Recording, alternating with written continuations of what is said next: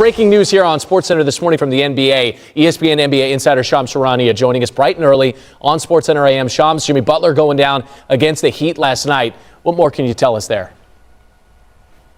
Randy, sources tell me Jimmy Butler has been diagnosed with a season-ending torn ACL. His season is over. He faces a recovery timetable of really the next calendar year. And this shatters the hopes that the Warriors had this season of contending for a championship around Stephen Curry. The Warriors had been playing their best basketball of the season, 4 straight wins, 12 of their last 16. And Jimmy Butler, since he arrived in Golden State, has lifted this team to having a chance in the Western Conference. They have a 676 win percentage since he joined the Warriors last February. And even this season, he's at his one of his most efficient seasons in the NBA. One of 4 players that have 20 points per game or more, an assist-to-turnover ratio of 3 or more, joining Nikola Jokic, Shai Gilgeous-Alexander, and Jamal Murray. And so he's turning 37 this summer. He faces a lengthy recovery, so a lot of questions about his future. But for the immediate future of the Warriors, this really puts a dent in their chances to compete for a championship. 16 days shy of the trade deadline in the NBA. What does that mean for the Warriors and what they may or may not do at that trade deadline, Shams?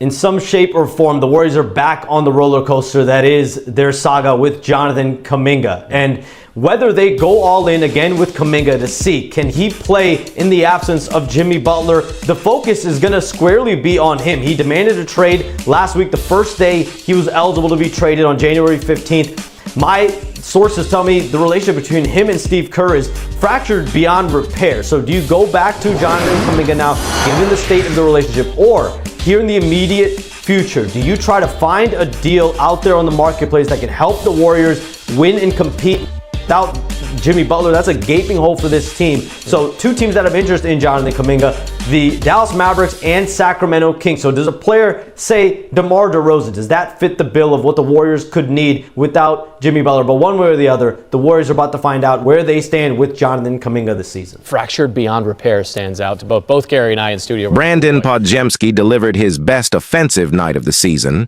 pouring in 24 points off the bench as the Golden State Warriors rolled past the Miami Heat 135-112 at Chase Center on Monday night. Podziemski saved his biggest impact for after halftime, scoring 17 of his points in the second half as Golden State's offense stayed hot and their winning streak kept growing. The win marked the Warriors' 4th straight victory. Stephen Curry logged his 3rd double-double of the season with 19 points and 11 assists, shooting 6 for 13 from the field.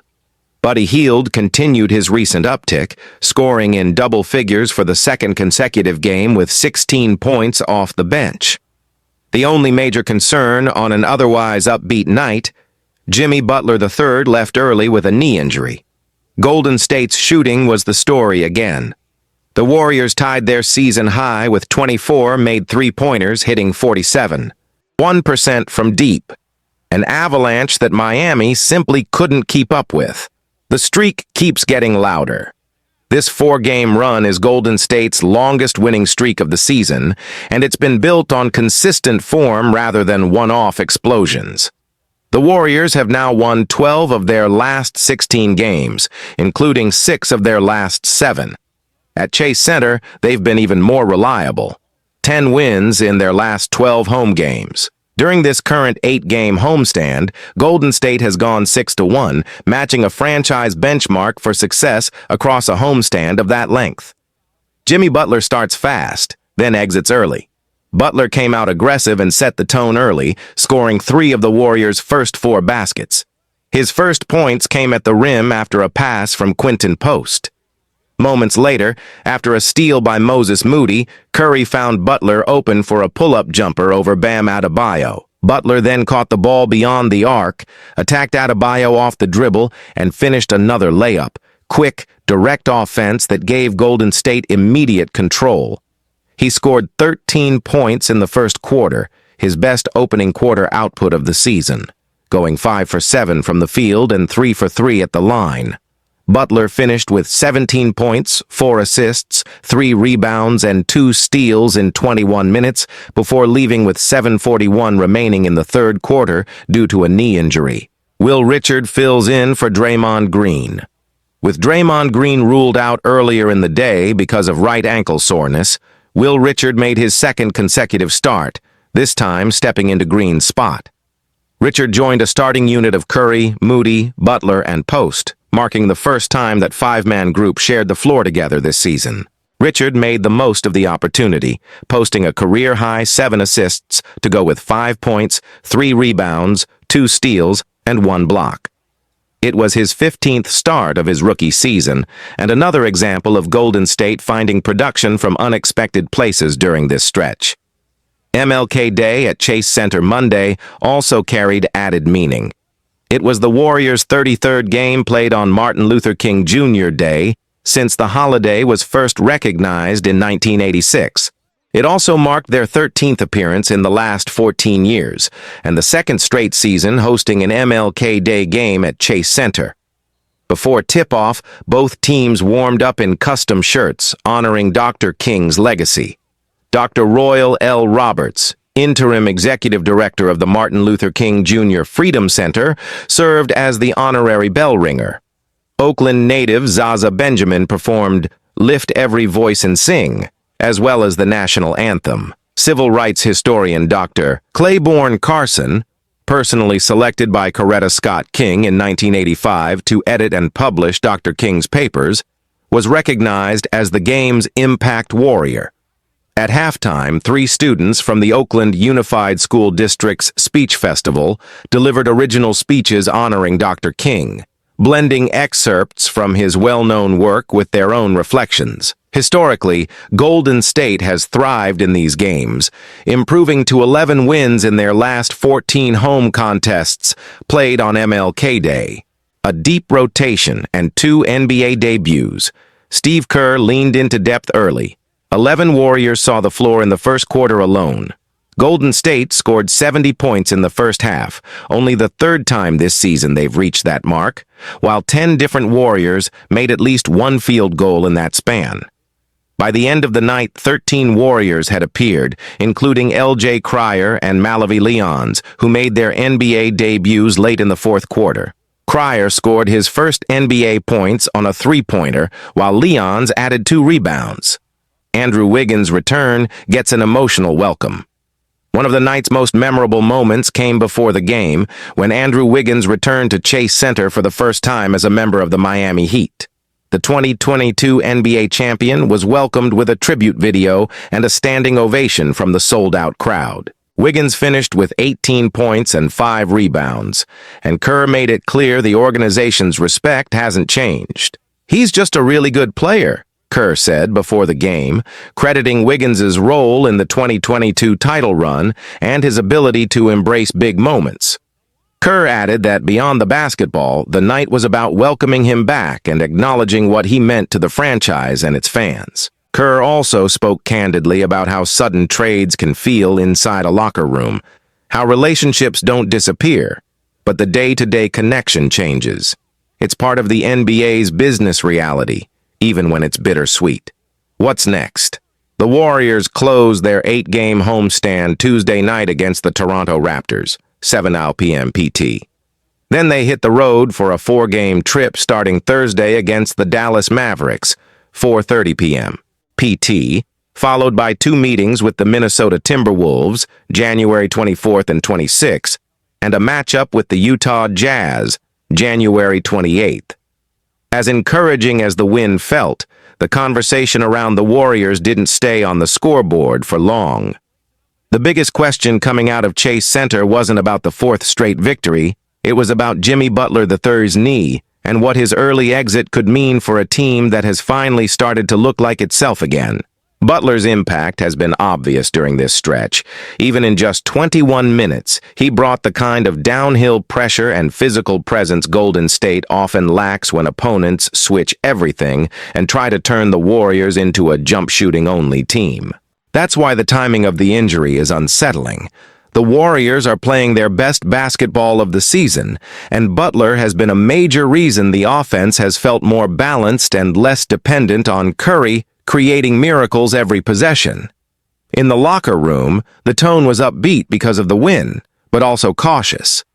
When a veteran leaves with a knee issue, nobody rushes to make assumptions. The Warriors' medical staff will evaluate him fully, and Kerr will likely be asked repeatedly about availability over the next 24-48 hours. The short-term ripple effect is simple. If Butler misses time, Golden State loses a reliable second creator and one of their better point-of-attack defenders, especially in matchups where the opponent has size and strength on the wing. That's where the Raptors' game immediately becomes interesting.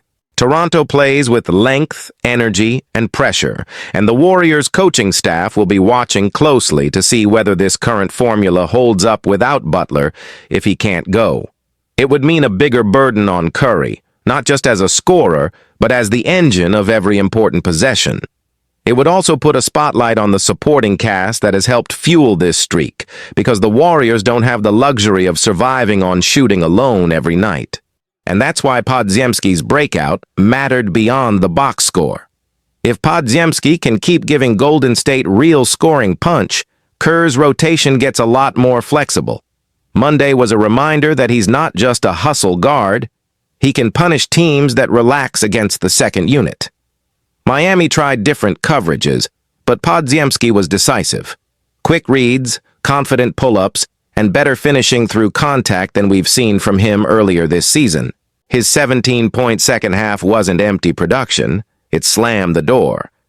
Buddy Hield's recent rhythm also changes the math.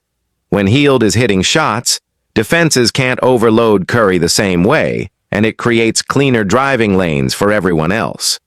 During this winning stretch, Golden State's spacing has looked sharper, and the ball movement has felt more purposeful. The Warriors aren't just passing to pass, they're creating advantages and actually cashing them in. Will Richards' performance quietly added another layer to this win. Stability. 7 assists from a rookie in a role he wasn't expecting is the kind of thing that keeps a team afloat during injuries. If Green's ankle keeps him out, or Butler's knee requires rest, Kerr is going to need young players to survive real minutes against starting-level athletes. Richard showed he can defend, make simple plays, and stay composed, exactly what coaches trust when rotations get squeezed. Then there was the emotional weight of Andrew Wiggins returning. It's rare to see a building fully embrace a player now wearing the opponent's jersey, but that's what happened. The tribute video and standing ovation weren't just ceremony. They reflected what Wiggins meant to that championship run and how fans still view his time in Golden State. Nights like this can hit a team in two ways. They can become sentimental distractions, or they can sharpen focus. For Golden State, it looked like fuel. They played fast, shared the ball, and never let the game drift into a messy, emotional tug-of-war. For Miami, the loss raised its own set of questions. Giving up 135 points and allowing 24 threes is a defensive red flag no matter who you're playing, especially on a night when the Warriors weren't even perfect from the field. The Heat got solid production from Wiggins, but they didn't have answers for Golden State's pace, movement, and volume shooting.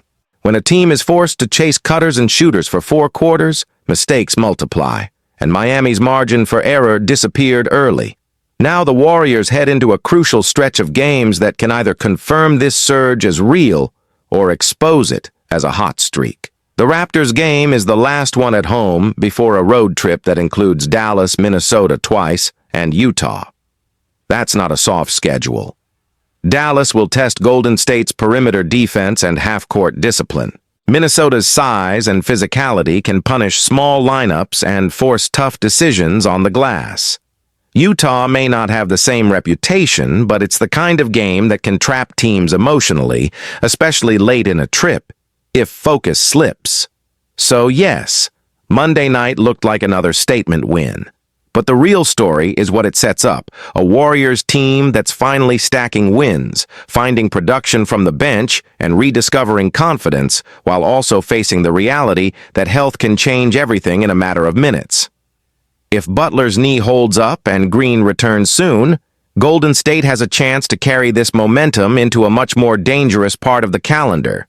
If not, this is where depth, discipline, and the next man up mentality will get tested for real.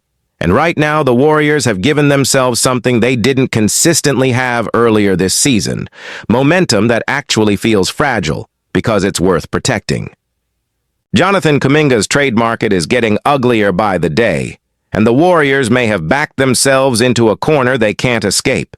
So what happens when even his most aggressive suitor starts pulling back? The Warriors have one critical mission between now and February 6. Trade Jonathan Kuminga. And this article makes it clear that mission is not getting easier. It's getting more painful. Kuminga has played only 9 minutes since December 7th after Steve Kerr benched him. Then came the trade request. That combination leaves the Warriors with almost no room to maneuver. And right now, the bar for success has dropped. At this point, the article says it would be considered a win if Golden State could get at least one player who makes a difference using Kuminga's contract. Not a dream package, just someone who matters. And even then, the article says this would still be a painful ending to the Kuminga saga, given what happened last preseason and the offers they turned down. Then comes the report that makes this feel worse. Michael Scotto of Hoops Hype reportedly revealed how bad it could get. The Kings now aren't willing to give up a first-round pick and would likely need a third team to acquire Kuminga since the Warriors remain uninterested in acquiring Monk and prefer expiring contracts, Hoops Hype has learned. That's the heart of it. The Kings have been the primary interested team for months, and now, according to this report, they're not willing to give up a first-round pick. So how did Golden State let it get to this point? Because last offseason, the article says the Warriors rejected at least 2 concrete offers, and the best one came from Sacramento. The Kings offered Malik Monk and a protected first-round pick for Kuminga's contract, but Golden State thought it could get a bigger return after the season started. The article says the Warriors believed salary-matching rules would make that possible because sign and trade negotiations count for only half the player's salary for matching purposes. You might be thinking, that logic sounds reasonable. So what went wrong? 2 things didn't change. Golden State still wasn't interested in Monk, and Golden State wanted multiple unprotected first-round picks for Kuminga. At the time, the article says that seemed realistic, even if the price was a little high. Now that bar looks completely unattainable. And it's worse because Sacramento's position changed, while Golden State's stance on Monk stayed the same. So a third team would likely need to get involved for a Kings-Warriors deal to happen. Now the Warriors have a shrinking map. The Kings are backing off. The Warriors still want expiring contracts. And even the most talked-about target, Michael Porter Jr., is hard to acquire because the Brooklyn Nets have no interest in Kuminga. The article says there are other options, but they're not clear. And that uncertainty is the problem. Golden State may have hurt itself by not making a deal last offseason, and now they could pay the price in the coming weeks as the deadline approaches. If you're the Warriors, do you regret rejecting Monk and a protected first-round pick now that the offers are reportedly getting worse? The Warriors don't just have a trade deadline problem, they have a leverage problem, and the clock is pushing them toward a decision they may not like. And that's what makes this feel so unforgiving. Because the deadline isn't just a date on the calendar, it's a pressure test of every decision that led here. The article lays out the bind in plain terms. Kuminga has barely been on the floor since December 7th, logging just 9 minutes after Kerr benched him. Then he requested a trade, which tightens the margins even more. And once a situation looks that constrained, the market responds the way markets always respond. Offers get worse. Leverage shrinks.